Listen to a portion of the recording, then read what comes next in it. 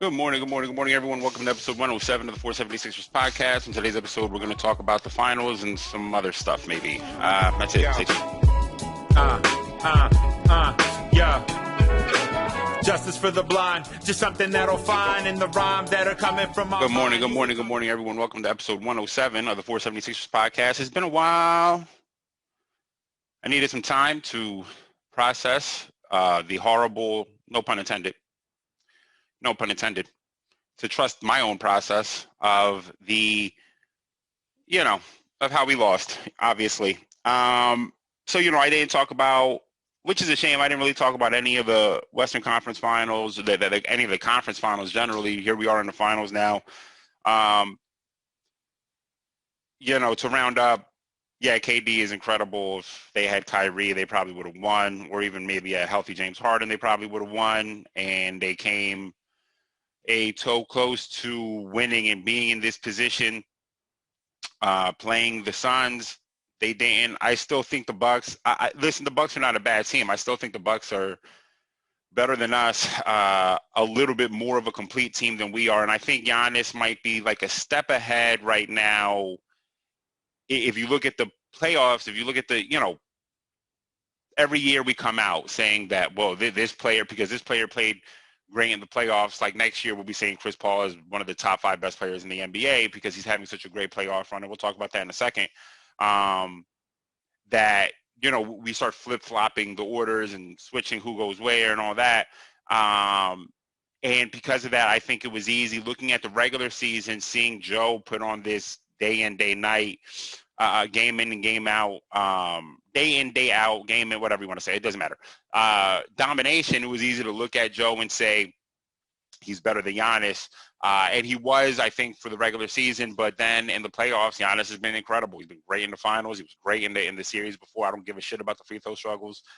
Not everyone shoots great free throws. He's shooting 60% from the free throw line in these playoffs. You know what I mean? It's not great, but it's not Ben. And he's also been dominant both defensively. What happened to his knee? We wouldn't have seen Joe. We wouldn't have seen Joe until the next, until the next fucking eclipse. You know what I mean? With what happened, and this is not to hate on Joe. It's just it's kind of crazy to think that Giannis's knee bent at a 90-degree angle the wrong way, and now he comes back a week later. It's kind of wild. So and to see him playing great, he's playing great. He's been dominant in these finals. He just is not getting a ton of help from anywhere else. And so I think that Giannis is a step ahead right now with Joe in terms of the mindset, skill level, skill set. No, there's no in no world is Giannis better than Joe skill set wise, because he just doesn't have the shooting touch that Joe has. He doesn't have really the moves, he doesn't have the skill set, doesn't have the footwork, doesn't have any of the stuff that Joe has, but he does have the want, the fire in him. You see him yesterday yelling at his teammates, but not yelling in a way that is like negative or putting him down, but trying to encourage him. And that's stuff that we don't necessarily see Joe do often. We saw him do it for the first time in this playoffs, you know what I mean? Where he's like, screaming for guys to wake up or whatever. And as Joe continues, Giannis has been in the league a little bit longer. He's played more games than Joe. I think that as Joe, like next year, I think you'll see that version of Joe more as he continues to develop that part of his game, the leadership part. And again, they're three, the Bucks big three, whatever. We can go ahead and relitigate now because Drew's not playing great and because Middleton isn't playing great. But I'm not finna pretend. Their big three is better than our big three because Giannis and Joe, you can say cancel each other out. They're both in the top 6, 7 guys in the NBA. And then there's just no world where you're going to say Ben and Toby are better than Chris and Drew. Just because they're not playing well now, we're not going to forget what happened 2 weeks ago. I'm not going to fucking forget it.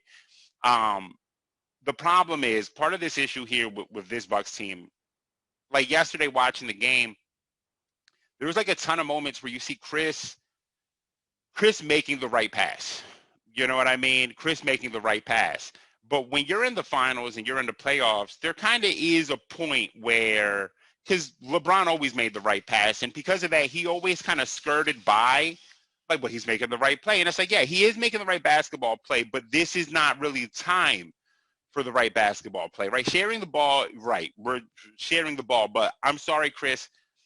Pat Connaughton shot 9 3-pointers yesterday, and you shot 6, and that's a little bit problematic. You know what I mean? It's a little bit problematic. Now, albeit, Chris, you weren't wide open on those, and you did end up shooting 16 shots, even though it was kind of confusing. But Pat Connaughton shooting 10 shots, yeah, I don't necessarily want to see that. You know what I mean? Chris showed up a little bit late. Started taking shots. I don't care that they're missing. You're the guy, kind of. You're kind of the guy who needs to take the game down the stretch. We've said it a million times. He is the closer of this team, and sometimes it just seems like his mindset. I don't know if I want to say he's scared of the moment, but it's almost like you're watching. He's looking at the finals, and he's watching a fucking jump rope, right? He's watching 2 jump ropes spinning, and he's just waiting to jump into the jump rope, but he doesn't know when to get in. Chris, just jump in that bitch. You may fuck it up, you might not, but you're gonna have to jump. You're just gonna have to jump in that motherfucker and start jumping, because Drew jumped early and often yesterday, and it wasn't great. You know what I mean? It wasn't great. And credit to the Suns. Listen, one, Chris Paul is one of the greatest defensive point guards we've ever had. That's not anything new. Anyone who's watched Chris Paul's career knows he's just one of the best defensive point guards ever. An incredible defender, frustrating as shit to deal with. It's just going to get under your skin. Is going to just annoy you in every way. You know what I mean? He's like Pat Beverly minus the boisterousness plus a lot more skill. And because of that, there's no easy. And then credit to Devin Booker, because Devin was never known as a defender. I'm going to be honest, watching him this year play, and especially in this playoffs, I see a good defender. I see a really good defender. He's getting great contests, doing a great job on ball defense. He still gets beat, but I don't think naturally he's a good defender. I think he's been working on it, and I think he's been working on it all playoffs. He's had a lot of great moments where he's played great defense. So right now, there is no easy out on the Suns team. When you look at the Suns team, they have 4 great perimeter defenders, and then DeAndre Ayton. DeAndre had so much sweat on his shirt yesterday in the third quarter, or in the second quarter. He's shooting free throws, and it looked like he was in a different thing than everyone else. It looked like he was swimming. Like everyone else was playing basketball, but he had just gotten back from a swim, and he was, oh, y'all playing? Can I play? Okay, cool. Yeah, no, I just got done swimming, so please forgive the water that I'm going to track on the court. But if y'all, I want to play, we need, y'all need 10, right? Okay, I'm the 10th. I'm going to play. Shirt, soaked. Just soaked. I've never seen something like this. I'm looking at everyone else's shirt. Am I missing something? Everyone's shirt is, damp. I can't tell because it's on camera. You can't really tell dampness, but you're assuming they're sweating. It's got to be damp. No, not him. His shirt is dripping sweat. He looks like Joel, but not the jersey. The jersey looks like Joel is what I'm saying. When Joe is like playing hard and is sweating everywhere because he might be a little bit out of shape or whatever, which is kind of overblown, but whatever. That's what DeAndre Ayton's shirt looks like. That's what his jersey looks like. Just sweating. His jersey is sweating. He's sweating. His jersey's sweating. His body, everything is sweating. His armband is sweating. The ball in his hands is sweating. He's just looking at the ref. The ref is sweating. Everybody is sweating. The fucking backboard is sweating. Everybody is sweating. He looks like the Key and Peele sketch. You know what I mean? Just sweat. Just water flying through his face. A sprinkler system in his shirt. But on the perimeter, he is not heavy-footed. You know what I mean? He is not a heavy-footed big. He moves really, really well. Is a great finisher. As someone who hasn't watched a ton of DeAndre Ayton, you know what I mean? As someone who hasn't watched a ton of DeAndre Ayton, really started, I didn't watch a ton of Suns games other than when we played them. I had seen some other games, but watching him in these playoffs, everybody knows he's taking a step, and it's clear. He's taking a step in the playoffs. Incredible finisher around the rim. Great. His hands need some help. He does fumble some passes. Yesterday was a day where he kind of had I don't want to say a step back, but he kind of became his old self, fumbling a ton of passes. Some of the passes were a little bit low for a big man, but still, we've seen him finish so many other times. Yesterday was not his best game, but still, when they throw alley-oops to him, it just seems like half of the alley-oops are not dunks. They're him catching the ball in the air and laying it in and finishing. He just has like a Patrick Ewing type touch, kind of, to me. He looks like Patrick Ewing to me. His body looks like Patrick Ewing, like Georgetown Patrick Ewing. He plays defense kind of like him, maybe not as aggressive. But Georgetown is playing against college players, but he looks great. DeAndre Ayton looks great. And it's important to bring this up because I said before this, as Sixers fans, we're sitting here looking ahead for whatever reason, thinking we were just going to walk through the Hawks, and we're looking at the Suns. I said we're not beating the Suns team. This Suns team, the thing I love about the Suns team is they are really balanced and they're really complete. And if you watch the games, you see a team that essentially has great individual scorers, right? Chris Paul is just not just a scorer, but great individual scoring / playmakers, because Devin Booker's become a better passer, although he still can get a little turnover prone. And then Chris Paul is just all he is just one of the best point guards we've ever seen. So they have that, but then everyone in their starting lineup is good. They all are good playmakers. They're not playmakers. They're all good passers. Everybody makes an extra pass. Everybody makes a good extra pass. You know what I mean? I mean, there's one play yesterday where Jay Crowder tried to pass it to Mikal Bridges, who was cutting in. It was the right pass, but the Bucks made a good. They tipped the ball. Jay Crowder gets it back, then flings a different pass to, I forgot who. I want to say to DeAndre Ayton under the rim, and DeAndre immediately kicks it out to the corner for a wide open three to Mikal Bridges, and he hits it. I mean, it's Spursian. You know what I mean? It's Spursian ball movement mixed with a great point guard. It's almost like what you would have expected to see had Chris Paul played for the Spurs. A great point guard who can do all the setup stuff, but everybody else is always going to make the right play too. So if Chris Paul doesn't get this bucket, he makes a good pass to somebody. This shot was almost open, but they closed out well. And this person made the right pass, the next person made the right pass, the next person makes the extra pass, and boom, open shot. Or it goes back to Booker, it goes back to Chris Paul, and they go get you a bucket. They're 13-0, I think is what I read earlier today. They're 13-0, went up 10 points in these playoffs. And that, yeah, is not surprising because they have one of the best point guards of all time who's saying, okay, slow it down. Now, Chris Paul can sometimes – yesterday was a game where Chris Paul – because you see times where Chris Paul can teeter a bit, right? And it's similar to that. This is – the times he teeters get overblown because these are the times when everybody looks and says he's a choke artist. But he's not. Because if you actually look at his playoff numbers are actually low-key better than his regular season numbers. So he gets better in the playoffs. And if you look at – so I did the math earlier today, right? If you take out the game, if you take out the series against the Lakers, only because he got injured that series, injured in the beginning, it was never the same. But after, I think the last game he played well. The last two games he had come back, but he was starting to come back. And mind you, this what I'm about to read is also in the midst of him having COVID, right? In the last 10 games, which is the last three series, the finals, the conference finals, and the semifinals, he's averaging 25, 9, and 4. 9 assists, 4 points, 25 points. 25 points, 9 assists, 4 rebounds, 2 turnovers, 1.5 steals. He's shooting 48% from three. He's shooting 93% from the free throw line at 53% field goal percentage. And they're 8-2 in that span. And that's in the last 10 games, right? So you can say he's a choke artist, whatever. It's a little bit overblown. If you have a good team in basketball, because basketball, each individual player can affect the game so much that if you do have some help, it can help out. And this happened to LeBron, except for the Mavericks series. That's why we always point to that finals against the Mavericks, because it's like, you had the help and you were choking and you just couldn't get anything going. It's pathetic after you made fun of Dirk for being sick. And now he has a team that can help pick him up. But he still, mind you, he still played well yesterday. He just had a lot more turnovers. And it's credit to Jrue Holiday, who started pressing him early, was in his shirt as soon as the game came on. And Chris Paul kind of struggled, especially in the first half. I think he had four turnovers in the first half or something like that. How many turnovers did he finish with? Let's see here. He finished with 6 turnovers. Let's see how many turnovers he had in the first half. Just give me a second here. Boop, boop, boop. Gotta bring the thinking sound back. Let's see here. 6 turnovers total. And no, he had 3 turnovers in the first half, and he had 3 in the second half. That's fine. And in the fourth quarter, started kind of turning the ball over, but they were still able to get other things going. And just generally, this Suns team, would they have beaten the Lakers if they were healthy? I don't know. You know what I mean? I'm not good. Would they have beaten the Nuggets if they had Jamal Murray? Yeah, I'm going to be honest. I think they would have beaten the Nuggets.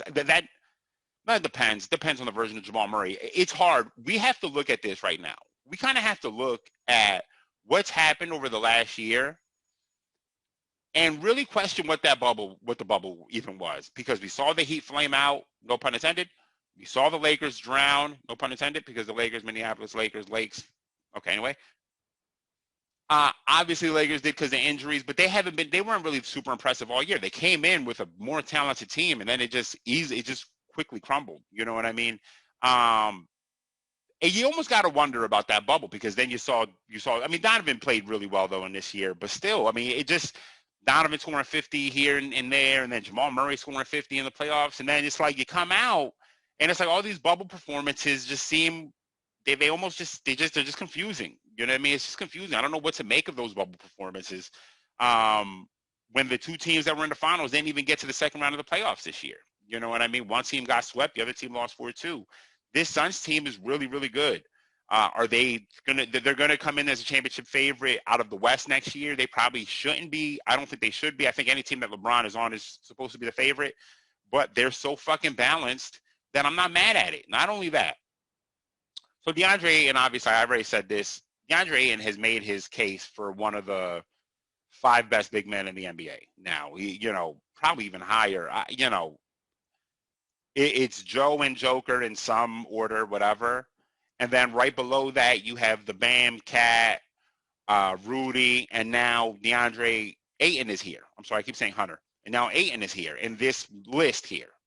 Right now, Ayton is in that list. And you could really make an argument that you might want to have Ayton above all those other guys just because he's bigger, he's longer, he moves almost as well as Bam does. He can step out and shoot. He can hit free throws.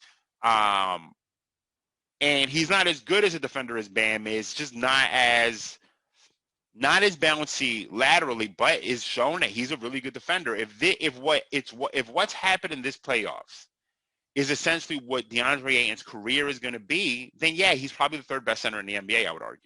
You know what I mean? I would argue he's probably the 3rd best center in the NBA if this is what's going to continue. I mean, you're talking about he almost had a 20-20 game, which, I didn't see anyone point out, but Chris Paul grabs that rebound at the end of the game, and Booker kind of yells at him, and Chris Paul apologized. It seemed like he apologized to DeAndre Ayton because he took away a 20-20 game from him in the finals. You know what I mean? Which is fucking insane. Like, that's crazy. It's not like the Bucks are a small team. You know what I mean? They have, like, Brooke is a 7-footer. Giannis is as long as 9. He's 9 feet long. Whatever, and grabs a ton of rebounds himself. So it's not like he doesn't. He just seems to hone in on rebounds, and you just see him flying to rebounds all the time. I mean, so he's playing great. Booker is an interesting character because Booker, like when I watch Booker, and I had said this before that I thought Booker was a tick below some of the more elite scorers in the NBA, and I still stand by that. Because when you watch him, it's not like he has a deep bag of tricks, right? He doesn't tend to get a ton of space. You know what I mean? But what he has mastered is the mastery of making a difficult fucking shot. You know what I mean? Where it's just like he's obviously covered. He did not get any space. He has like his crossover is not a cross. He does the same in and out move, dribble thing, and it just doesn't ever seem to work. He does the same in and out / hesitation. It never works. You know what I mean? It never works. Everybody knows, kind of. But it don't matter. He just rises, kind of adjusts himself, very Kobe-like. You know what I mean? Like, Kobe was his idol, was somebody who was close to him. It's very Kobe-like in that the difference being that Kobe could get space and was athletically breathtaking and also was 6'8". Devin Booker is not 6'8". You know what I mean? But he manages to get off these contested shots that drop. You know what I mean? And it's impressive. But then you got Mikal Bridges. And Bridges is fucking good. Like, Mikal Bridges is a good basketball player. We fucked up. And I'll be honest with you. I'm going to be real with you. And I said this yesterday to Vic. I texted him. I said, yo, I'll be real. If you replace Mikal Bridges with Tobias Harris right now, the Suns get worse. I'm going to just be honest. The Suns get worse. Because there's a difference between somebody who is essentially like, if Chris Middleton had the same gall that Toby has sometimes, where Toby's like, oh, no, that's it. It's my turn. It's my time now. And it's like, no, Toby, it's not your time. Chill. It's never really your time, to be honest. It's not your. There's times where it's your time, but most times it's not your time. If Chris Middleton had that gall and attitude, you know what I mean, then Chris would be better, probably. You know what I mean? But I don't think Chris knows what his best shot is. I don't think he knows what his best shot is yet. You know what I mean? Mikal fills the gaps, and in the second half when they kind of needed some buckets, he kind of stepped up and got a couple buckets going. You know what I mean? Mikal reminds me of if you took Toby and then you took Matisse and you put them together but took the average out, meaning you didn't put them together and took the best parts of both of them and made a super version of them. You took the average from both of them. So you have Matisse's length and you have Matisse's length and some of his defensive ability, and then you have some of Toby's offensive ability, and then you got Mikal Bridges, essentially, is what you've made here, and that's a better version. It's a better player than Toby. It's just more complete. I'll be honest. And if he's going to be playing like this next year, I mean, he averaged 17 a game. He was at one point he was the leading scorer on the Suns in the beginning of the season. You know what I mean? He was their leading scorer as they were winning games. It was him. He was their leading scorer. Mikal's a good fucking player, and he's a very good defensive player. He's a good defensive player. They got Jay Crowder's a really good player. He's a nice player. I'd replace Toby with Jay Crowder. Shit. I'm sorry. That might not be true. But the point is, Mikal is really fucking good. You know what I mean? We fucked up. We traded him. We traded him and we fucked up. And that's just it. I just wanted to bring this back to the Sixers. We fucked up when we traded Mikal Bridges. He's really fucking good. This is a good team. It's really well balanced. Cameron Payne's playing really well for them. Cam Johnson plays really well for them. I like Cam Johnson a lot. They use Dario in a way that, obviously Dario's injured now, but they use him in a way that I've been saying Dario should have been used when he was here, which is just a small ball center. That's what he is. He's not really a small ball. He's 6'10", to be honest. He's not small, but that's what he is. Let him, you can run the offense through him. He's a good passer. You let him get out on the break. Don't put him on the wing. Let him be a center and get out on a break for your backup unit. You know what I mean? And let him work. And they kind of do that with him. They do all types of things with him. This is a good team. It's really, really well balanced. I don't know if I'm going to say Monty's a good coach. Yesterday, I thought he kind of made a mistake. He sat Devin Booker down in the last 2 minutes of the game, kind of, I guess, trying to go to offense-defense type situation, but never got him back in the game. Not that he needed to, but I think that Devin Booker's been playing good enough defense that you don't really need to sit him. I don't think you need to sit him. You know what I mean? In my opinion, I don't think you need to see him to sit him. He also fights for rebounds. He just fights hard, man. I don't think you needed to sit him. You know what I mean? So this Suns team is good. We're not better than the Suns team. I don't think we're better than the Bucks team. The Bucks team, like I said, listen, they're going to play better. They're going to play better in Milwaukee. You know what I mean? Role players play better at home.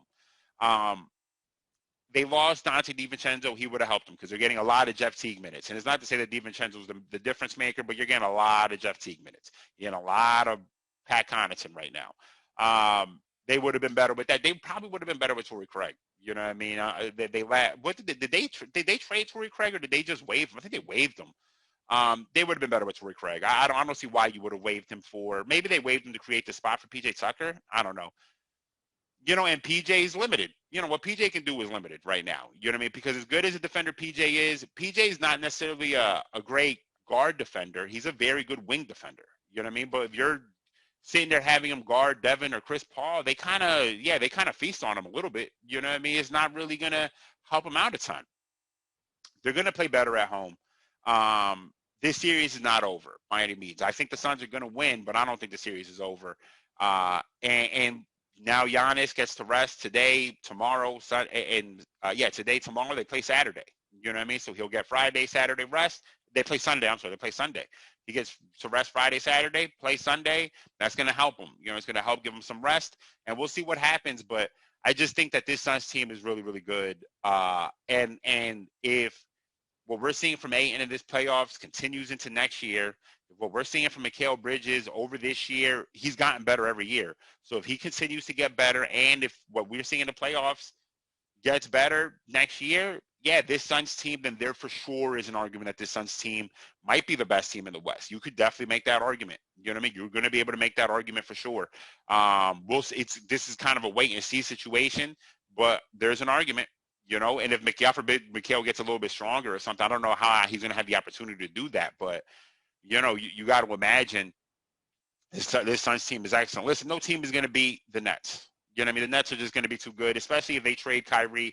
I was reading some stuff earlier today about, Spencer Dinwiddie wants a 5-year, $125 million contract, which I think is reasonable probably for him.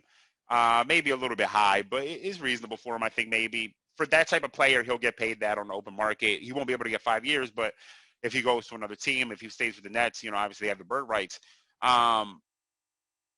And I think there's an argument that you could trade Kyrie because the Nets, the franchise wasn't happy with the shit that Kyrie did. Just wasn't happy.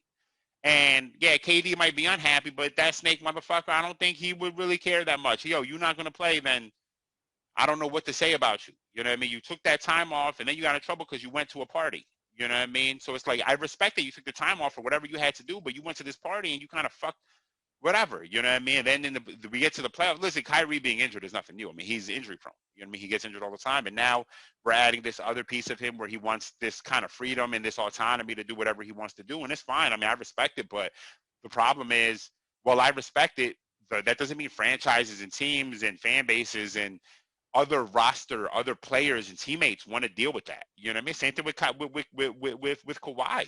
You know what I mean? You have to imagine. I can't imagine teammates want to deal with some of this shit. We don't know. Obviously, we don't know all the day-to-day stuff, but some of the stuff that comes out is kind of like, yo, man, what's going on with you?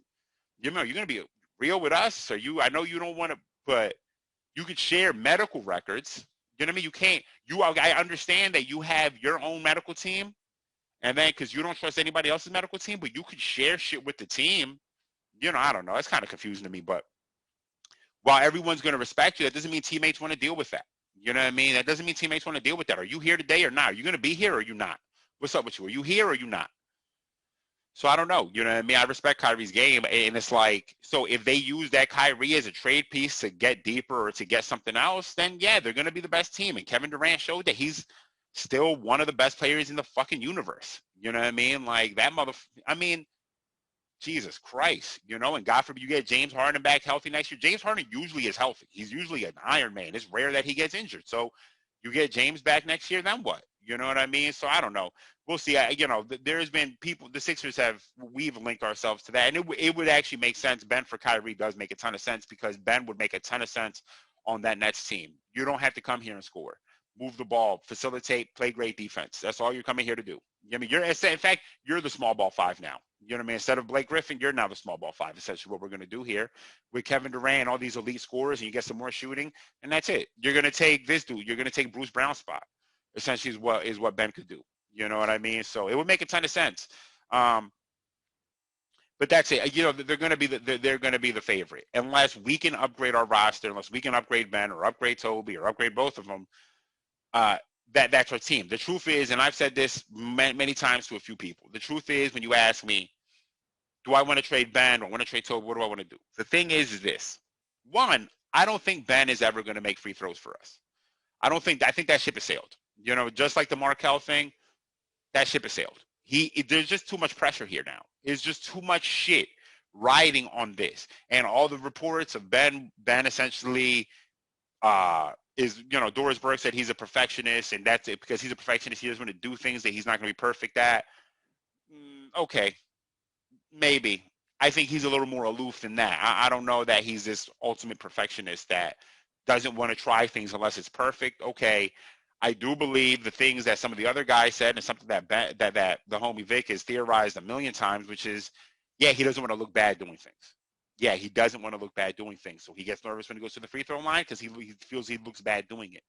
And because of that, I think there's just too much eyes, too much pressure on here. The same thing with Markelle. You need to quit on him. Essentially, you need to quit on him and let people call him a bust and let him go to the outskirts of the NBA, develop, and then come back in a year as a better basketball player. I think that's possible. You know what I mean? I don't think that can happen here, unfortunately. And the truth is, between Toby and Ben, the truth of the matter is, it's not that either one of these guys is bad. You know what I mean? I get on here and I exaggerate and I could be really, what's the word I'm trying to think of? Oh man, hyperbolic. I can be really hyperbolic when I get on here. The truth of the matter is, Toby is a step below like a Chris Middleton. I'm going to stand by that. I don't care what anybody says. You can say whatever you want. He just is. He doesn't have the offensive ability to be better than he is, unfortunately. If he was Chris Middleton, we'd probably be a little bit better off, even though Chris, whatever, we'd be better off. But if you think that Toby would be playing better than Chris Middleton is in this series, I think I got nothing coming because we've seen Toby get locked up by so many just good defenders. This Suns team would have locked him up. And the truth of the matter is you can't have Ben and you can't have Toby together. You just can't have both of them. You need one of them to be better than they are. You know, so if you replace Ben with Dame, and I know that the value doesn't equal, I do think that Ben's ceiling as a player could be as impactful, which sounds crazy to say considering the bullshit we just saw. But his ceiling as a player could be as impactful. Will he reach that ceiling is a different question. His ceiling could be as impactful as any other really great player in the NBA. It's not going to happen here, though. And if you replace Ben with Dame, for example, then sure, Toby gets better. You know what I mean? Then Toby is now a better option, right? Because now it's like, okay, now we have a legitimate Joe is a legitimate number one guy, and then you got Dame, a legitimate number one. Even if you turn Ben into, the thing is that turning Ben into somebody is difficult because we need a playmaker back. We need a point guard back. We don't need fucking Andrew Wiggins 7 and 14. I'm sorry to tell you, we don't need that back. You know what I mean? I like Wiggins on that team. I don't like Wiggins anywhere else, but on that team. 7 and 14 don't help us. You know what I mean? You need to trade Ben if you got Ben for De'Aaron Fox, something like that, right? Okay, that's fine. Now we have a legitimate point guard who can break down the defense, can get to the rim, can penetrate. We have a legitimate big man, and then we have a wing player who's solid, and now you're our third option, essentially, right? Now you're reserved to the third option and being a solid scorer. But the thing is, even De'Aaron Fox, I think, is a little bit too tick of a below, like a little bit too much of a tick below that. You know what I mean? Really, you need like Chris Paul, you know, which is, you know, whatever. He's just on a different time frame than us. You know what I mean? Or even Russ to an extent, you know, but you just need somebody who's willing and is able to get to the rim. You know what I mean? We don't have that right now. We just don't have that shit. And Russ is in a perfect situation. We need a playmaker. You know, we need a fucking playmaker. That's why that's why even when I mentioned the D'Angelo thing, it's like I don't love that much, but it does make some sense. And if you know, Kevin O'Connor said, does D'Angelo and Michael Beasley for Ben make sense? I can't imagine they would make that trade. I can't imagine that the Timberwolves would give up D'Angelo and Michael Beasley. But if they did, yeah, it does make sense for us, for sure, because now you get two really good scorers, one really good playmaker, and then you got Toby, and he's now our fourth. He's tied with Michael Beasley as our third scorer, essentially. You know what I mean? Now, Beasley has his own off-the-court issues, but I don't want to get into that right now. You know what I mean? So I don't know. I don't know what the right move is for Ben. You either got to upgrade Ben or you got to upgrade Toby. You know what I mean? That's essentially where you're at. You got to turn Toby somehow into Paul George, or maybe Kawhi wants the fuck out of there and you can send Toby back there because he wants out. Right? That's the only way you could do that, is if Kawhi says he wants out and is willing to come here, then you could do that. But, you know, like the fucked up thing about this shit is,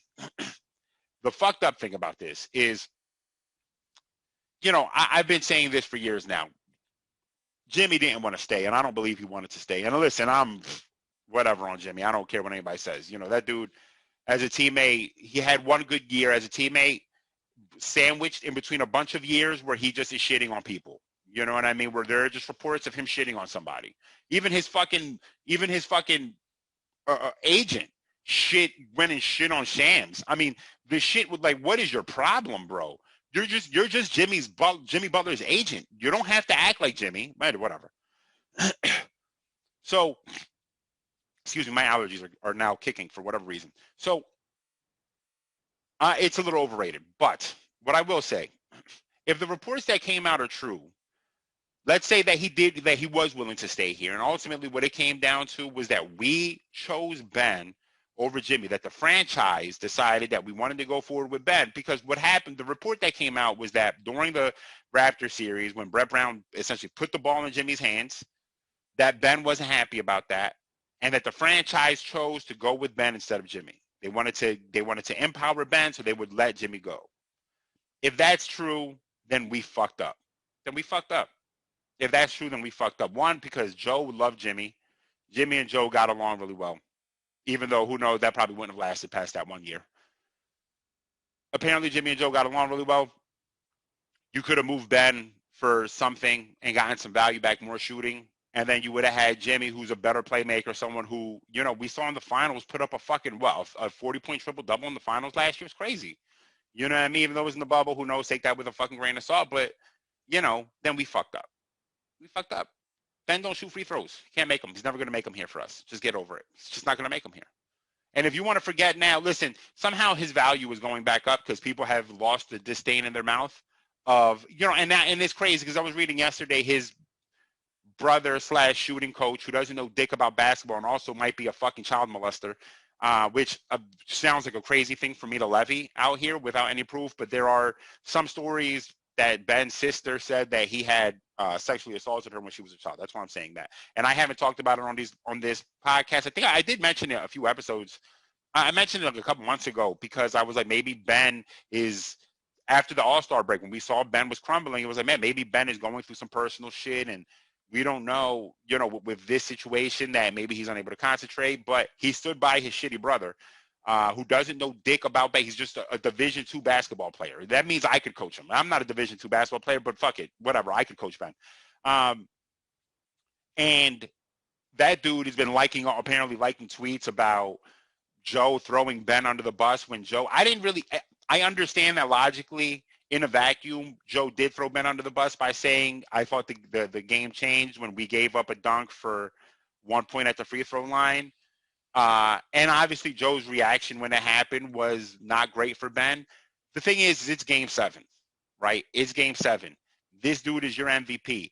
Should Joe have handled that a little bit better? Yeah, he probably should have handled that a little bit better. But when I had heard the comments, maybe it was because I was already so fucking irritated by Ben. I didn't find it to be I didn't find it whatever. I didn't find it bad. I didn't find it that way. You know why? Because we've already seen all the bullshit around Ben.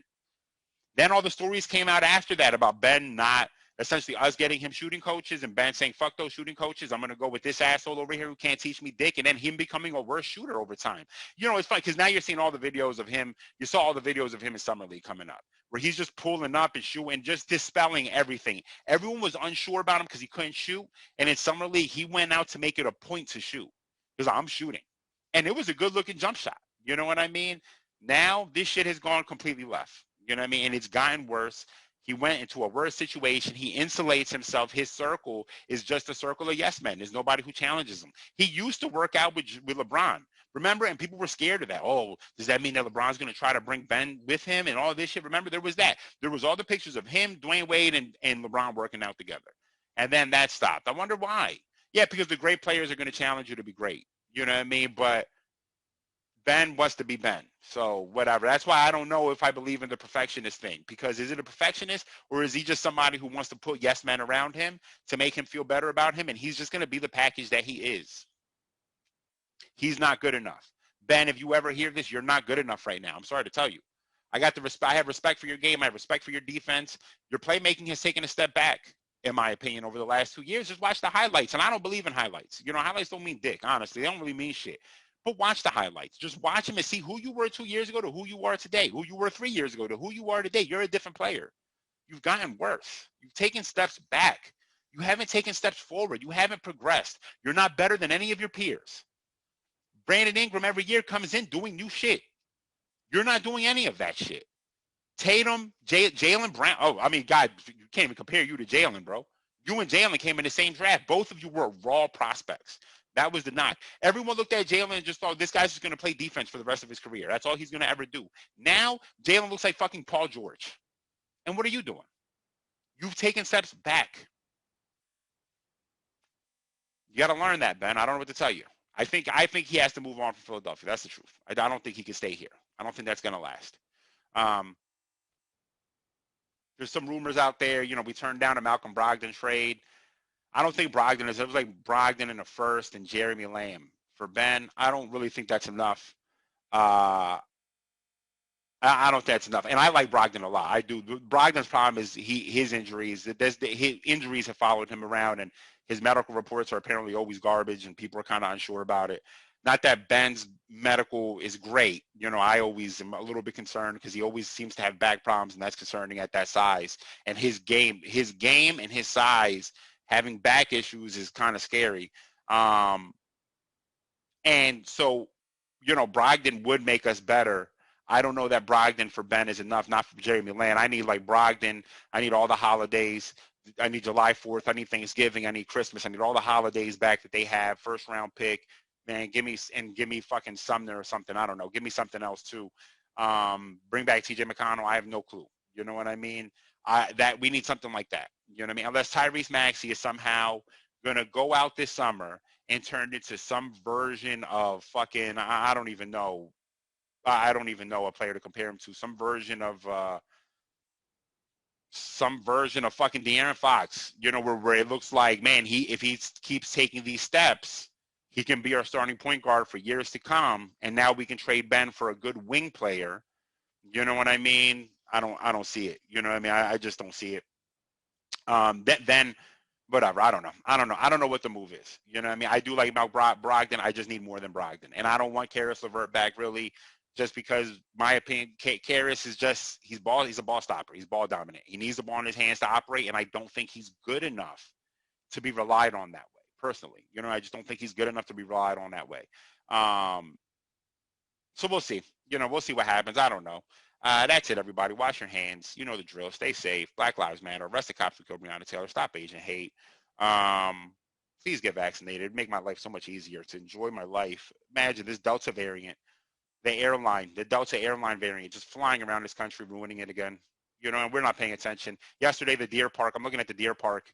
It's like we forgot that super spreader events were a thing now because some people have gotten vaccinated and the CDC just said, fuck it. Go do your thing. Everyone's just quit on America. I think that's the truth. I think people have just quit on us because you see like the racism and the hate and all the bullshit in our politics, and they're just like, you know what? Maybe the CDC is like, you know what? Like the CDC and WHO, they're like, the world might be better if we quell the disease of America. Let's let these variants crush them. It's depressing. It's depressing. Everybody stay safe. You know the drill. Take care. Yeah. Justice for the blind, just something that'll find in the rhyme that are coming from my mind. Used to come